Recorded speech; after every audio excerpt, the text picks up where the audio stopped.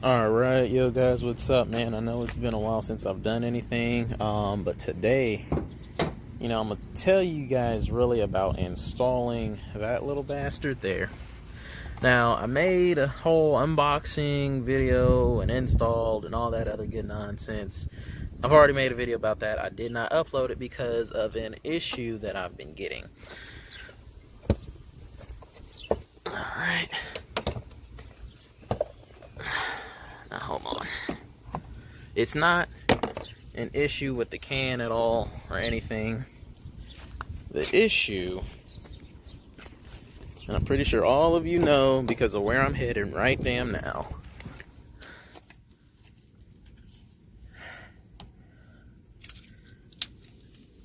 Shout out to the blue key. Alright, so the issue is that little mug right there. Now, like I said, I'm honestly, this thing installed on this car for about a week. This is the original hose there. I'm gonna go ahead and it's an oil catch can. Everybody knows what that is. You all know what its purpose is if you're watching this video.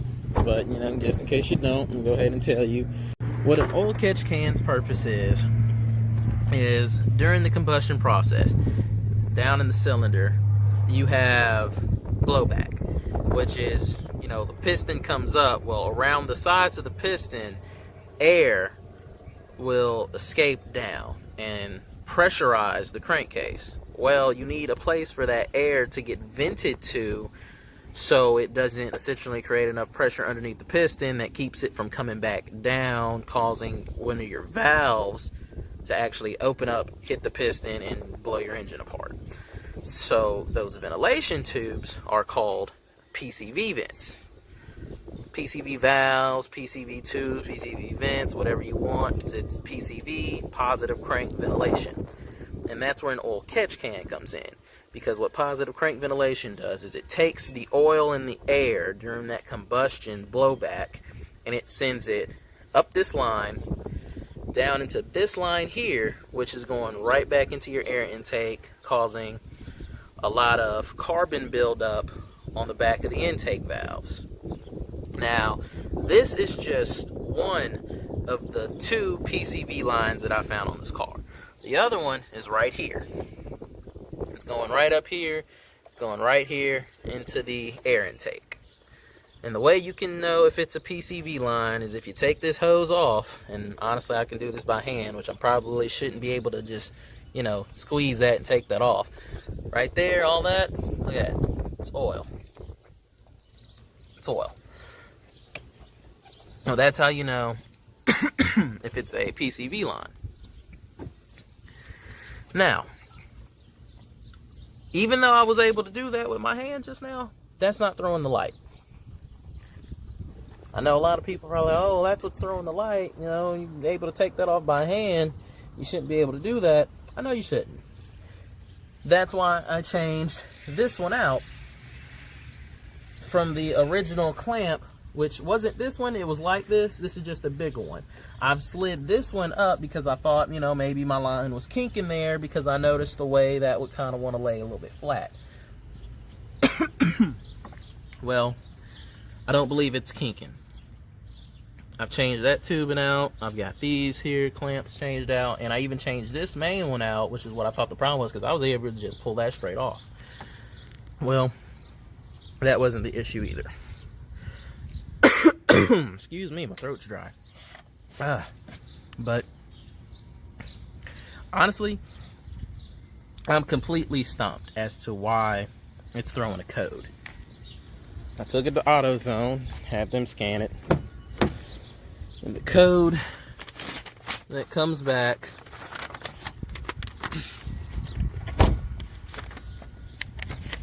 is right here.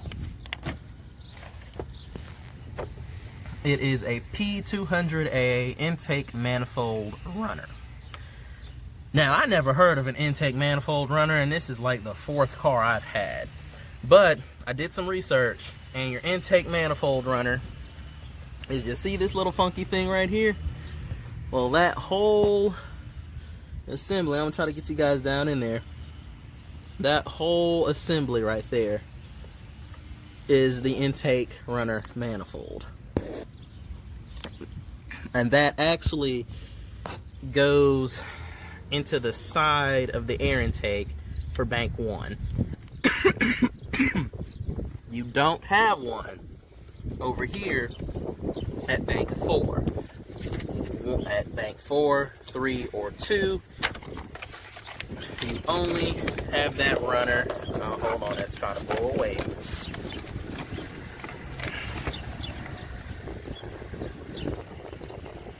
You only have that intake runner manifold on bank 1. So what I'm thinking is that, one, I know for a fact this is censored because that's the code it's thrown. Now I figured I had an air leak, so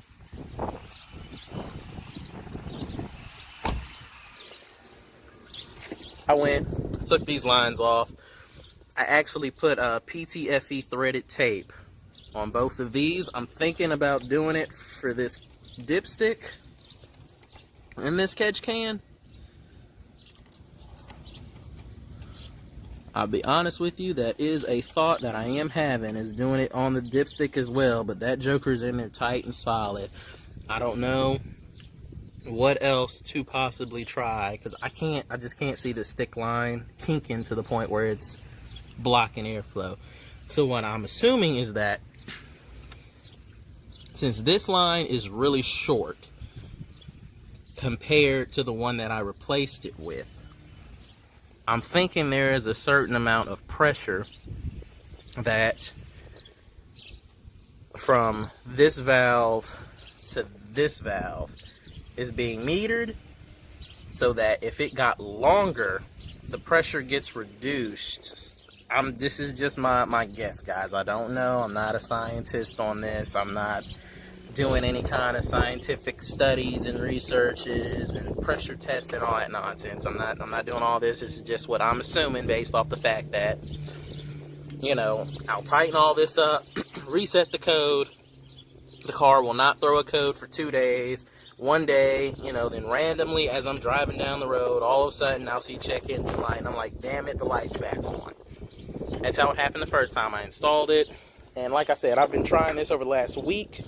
So I've done everything from putting this hose back on with the original clamps, putting the catch can on with the original clamps, putting this on with my aftermarket clamps, starting the engine while it was, you know, cold with the catch can on, starting the engine while it was cold with this on, and then warming it up, swapping it out, and you know, every combination of temperature relevance to a catch can versus this factory hose being on. And the only thing that I can understand and realize is that while this catch can is on, that light gets thrown. I've had AutoZone clear it once or twice. I've actually cleared it twice by just disconnecting the battery, swapping everything out, taking the line off, reinstalling it, and, you know, connecting the battery back, and code's gone. But I'm not sure what's going on. One other thought that I've had about trying is seeing if maybe if I get like an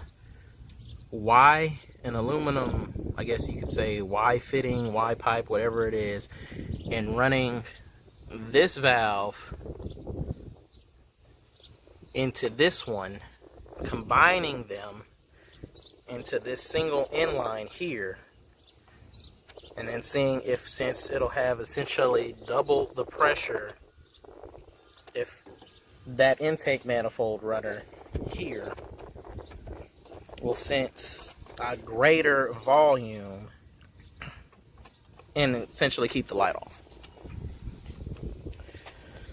Because either way, this line is honestly the next thing that would be getting a oil catch can, and just in case, you know, it says PU purge, blah blah blah, that's your fuel pressure regulator.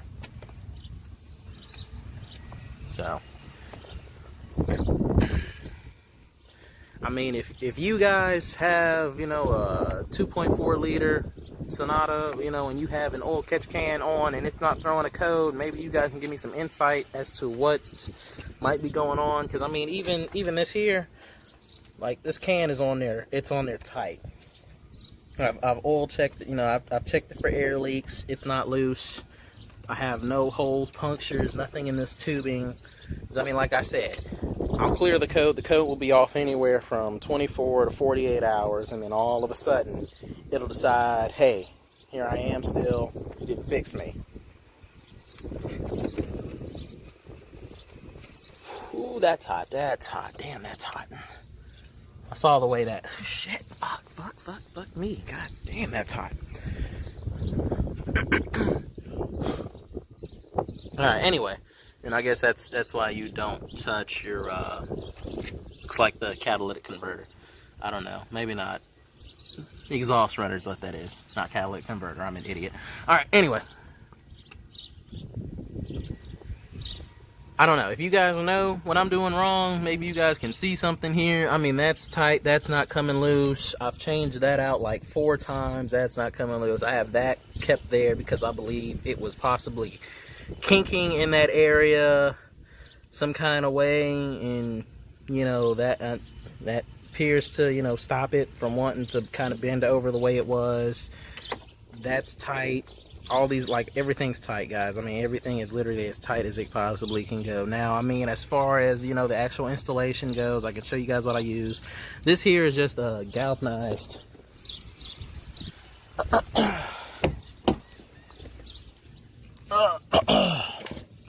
me see here. It's just a...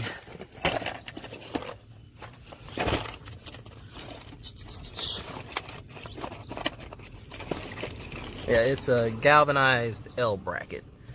I got this from Home Depot. It came in a pack of 4 for like $4. I want to say, let me see if it tells me what the size is here. All right, yeah, there you are. It's like it's a 2-inch Superior Rust corner brace. That's a number there. It came with a bunch of screws. It came with 4 of these. You really only needed 1. And like I said, I did originally thread it. I had threaded them. They're threaded. That's one that I had on there originally. But this nib was too big. So I swapped out. For the intake line is smaller than this one. This one is the size of the outlet. Not sure what the exact size is. I'm going to actually show you guys on the hosing in a second. But I did that. And it's screwed into here. I did have to take a drill bit and widen up the first hole for the mount.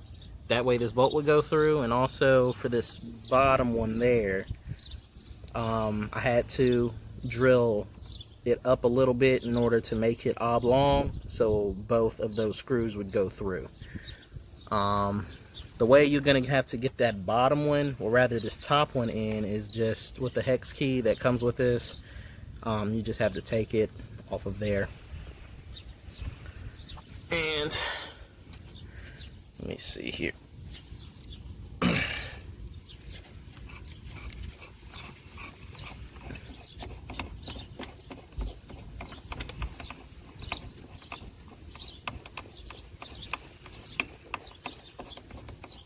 Yeah, like it unscrews off. So I mean, it's on there pretty damn tight, guys. And it's got a rubber O-ring. I ran it there. I've got, it smells like oils, but you know, I just put a piece of scrubber in there. That stainless steel scrubber. It's got a rubber gasket that was lubricated with some of the oil that came off of the actual PCV line. But yeah, like and it's airtight. I mean, it is airtight. It's like I said, the light stays off for days, and then just randomly as I'm driving, I look down and, you know, lights on. So something has to be escaping from somewhere on this line, from either that point to that point. Something's not right. I'm honestly kind of at the point where I'm really want to try buying a whole nother catch can, but I just can't see the catch can being the problem. Which catch can might be the problem. Like I said, it might be actually, you know, a regulated line. But the fuel line that I use for the outlet side, because like I said, the out is bigger than the inlet. The outlet is a 7/16 PCV EEC line. This is what I use, fuel line. 421/9XL. And the inlet is 3/8. Still PCV fuel line.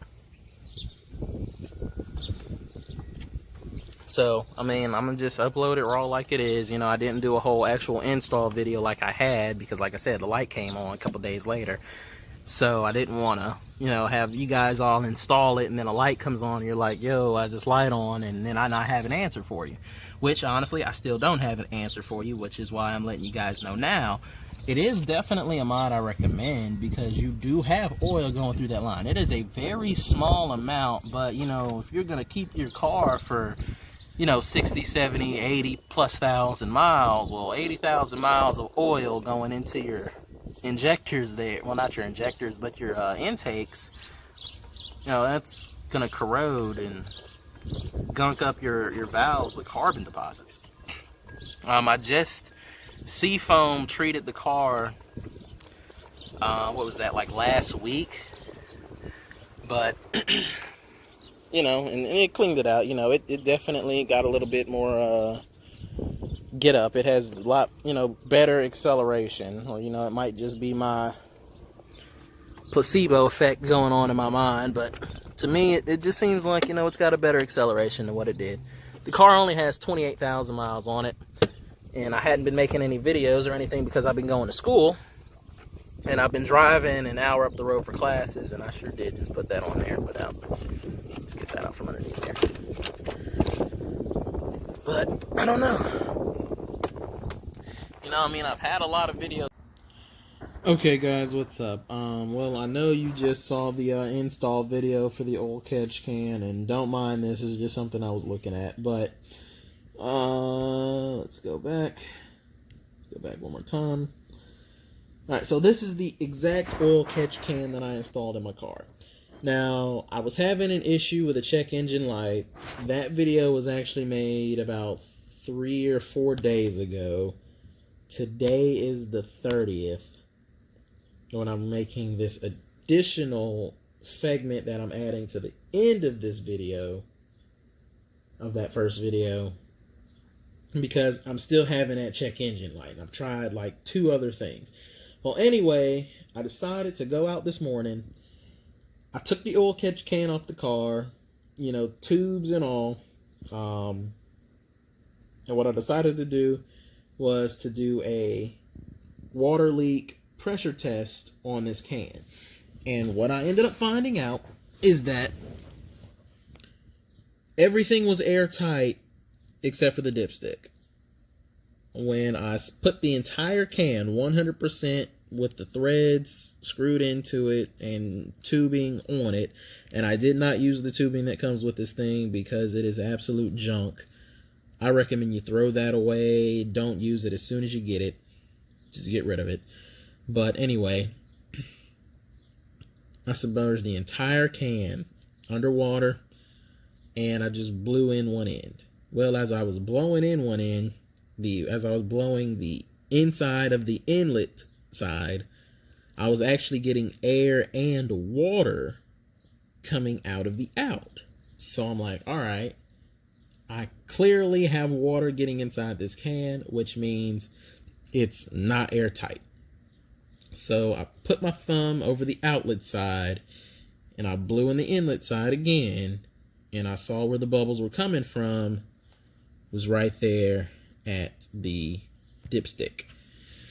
So I put some PTFE tape around the dipstick, screwed it back in, submerged it, blew inside it again. I got no bubbles, nothing out of that can. It was 100% submerged and good to go. So I've taken it, reinstalled it in the car, and I'm going to absolutely hope that that was the problem, in that there was a small air leak there, which was just enough to cause a code to be thrown.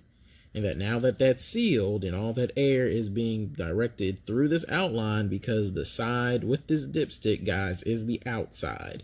This side is the in, this side is the out.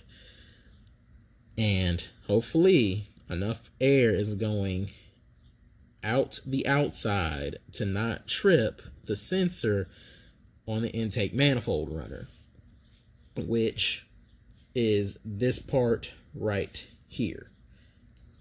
It's that part right there. And based off of what good old Google has to say, the intake manifold runner is essentially an electric box that contains two doors or flaps on the side of the intake manifold, and it can be damaged, and it sounds like an idle air control valve.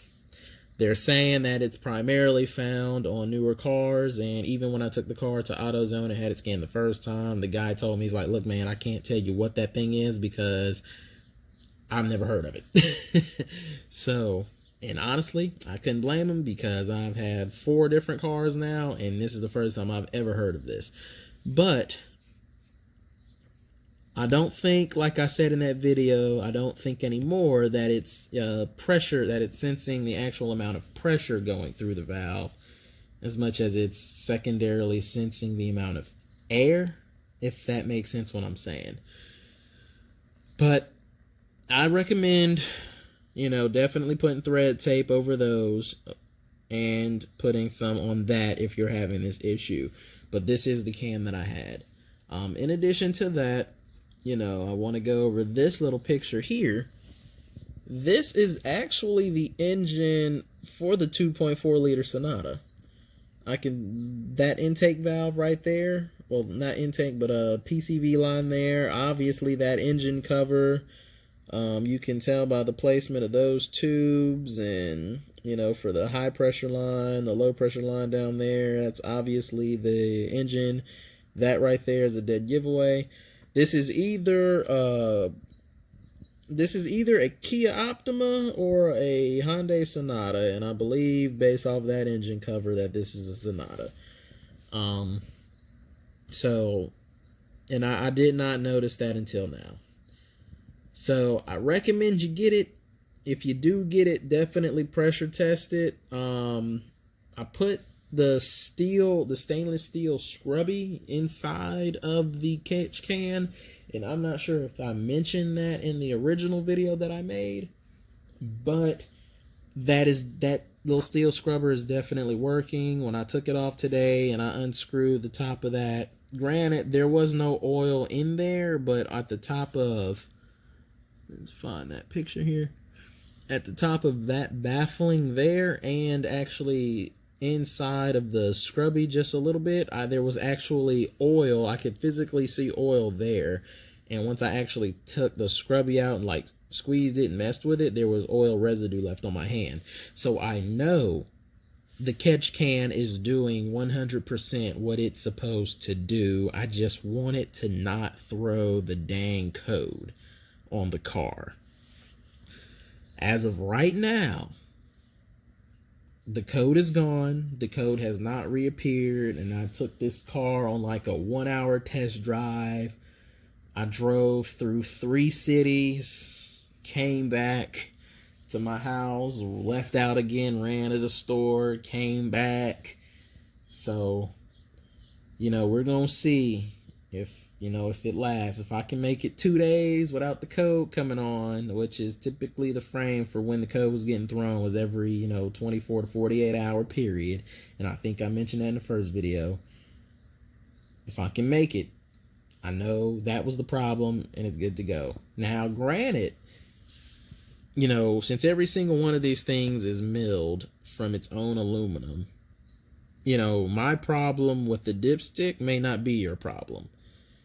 One thing you could also try doing is just putting an O-ring at the top of it. I didn't have any O-rings. I didn't feel like going to Walmart, or not even Walmart, but Harbor Freight, because I've looked in Walmart. I know they don't have them, but I didn't feel like going to Harbor Freight and buying that kit of O-rings and all that nonsense. So I just did PTFE tape. Do I think the PTFE tape will get sucked into that outline and go into my engine? No, I don't think it will. I think it'll be fine. That PTFE tape was on there pretty good, and I made sure to cut off all the little excess. So I think it'll be fine. If you do decide to do that and you mess up something, this is my disclaimer right now. I'm not responsible for anything that happens to your car engine. This is you purely doing this out of your own free will. But I'm just showing you the solution to the problem that I that my solution to a problem that I had, which is to add PTFE tape. So that's all I really wanted to say, guys. Keep an eye out for the next 2-3 days. As soon as that light comes back on, if it comes back on, I'll make a comment about it. Hey, it didn't work, light came on. And if I can go 7 days, 1 entire week without that light coming on, I will also come back on the 7th day and make another comment saying, hey, it's been exactly 7 days, 1 week, the light is gone. I think we're good to go. But thank you guys. Y'all have a great one.